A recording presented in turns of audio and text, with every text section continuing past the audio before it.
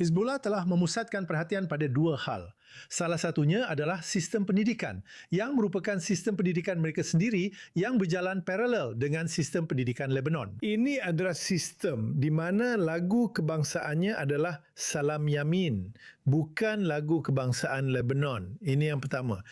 Kedua adalah menanam agen-agen di dalam tentara dan pemerintahan Lebanon. Dan faktanya 60% dari tentara Lebanon adalah Syiah. Artinya, mereka tidak bisa bergerak dan tidak bisa bertindak melawan orang tua atau kerabat mereka di selatan. Ini maksud saya sangat tidak masuk akal. Jadi, Anda tidak bisa menggunakan tentara untuk itu. Dan Panglima Tentara sendiri mengatakan bahwa jika Anda menggunakan tentara untuk meredam Hizbullah, tentara akan langsung terpecah belah seperti yang terjadi pada tahun 1975. Jadi, mengapa IS menaruh kepercayaannya atau... Karena AS rencananya. Rencananya adalah membentuk brigade baru. Brigade yang benar-benar baru, tanpa ada hubungan sama sekali dengan Hizbullah. Dan itu akan menjadi Brigade Lebanon yang bertanggung jawab atas keamanan dan ketertiban di selatan. Ini hanyalah mimpi. Ini tidak akan pernah terjadi.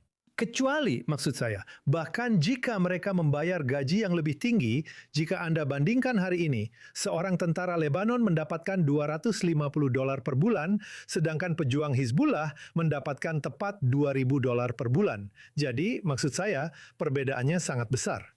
Jadi, Anda tidak bisa membentuk tentara baru. Dan kemudian, ketika Panglima tertinggi tentara ini mengunjungi Washington, dan dia bertemu dengan Lindsey Graham. Begitu dia diizinkan untuk mengunjungi Washington.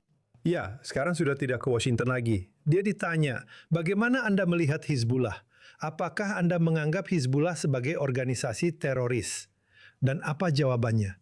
Itu bukan dalam konteks Lebanon. Maksud saya, Hizbullah mungkin dianggap sebagai organisasi teroris. Di Inggris, di Amerika Serikat, di Eropa, atau dimanapun. Tapi di Lebanon, tidak sama sekali. Jadi itu adalah bagian dari sistem. Beginilah cara komandan tentara melihat situasinya. Sekarang, lihat, saya akan memberi Anda contoh lain. Israel telah mengeliminasi kepala staf Hizbullah, Fuad Shukr. Dia adalah anggota Hizbullah. Sepupunya berada di Nas Keamanan Dalam Negeri Lebanon, maksud saya aparat keamanan resmi. Menurut media, dia adalah seorang advokat yang diculik oleh pasukan Israel dan dibawa ke Israel. Sepupunya yang lain berada di Amal, organisasi Syiah yang lain. Jadi, satu keluarga dengan 3 penempatan. Satu di Hizbullah, satu di Amal, dan satu lagi di Nas Keamanan Dalam Negeri. Beginilah kondisi komunitas Syiah yang saat ini terpecah di Lebanon. Jadi mereka semua punya satu tujuan, melawan Israel, mengubah Lebanon menjadi Republik Islam, menjadi provinsi lain dari Republik Islam Iran, dan berada di bawah wilayah Al-Faqih. Maksud saya, otoritas para ulama di Teheran. Mereka akan patuh dan melakukan apapun yang dia inginkan.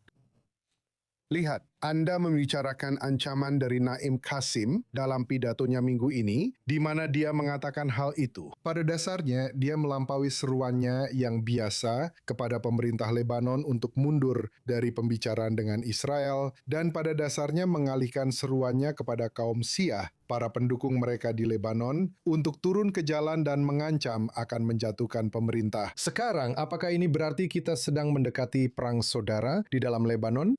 Ya, Anda tahu, kita sedang berada di atas Tong Mesiu. Hanya dibutuhkan satu percikan saja untuk menyalakannya dan meledakkannya. Semua orang di Lebanon tahu itu, dan inilah sebabnya mereka berusaha menghindarinya. Tapi, maksud saya, Hizbullah lebih dari yang lain memahami konsekuensinya. Dan dia mengacu pada pengalaman masa lalu. Pada tahun 2008, Hasan Nasrallah saat itu ingin memiliki jaringan serat optik yang independen,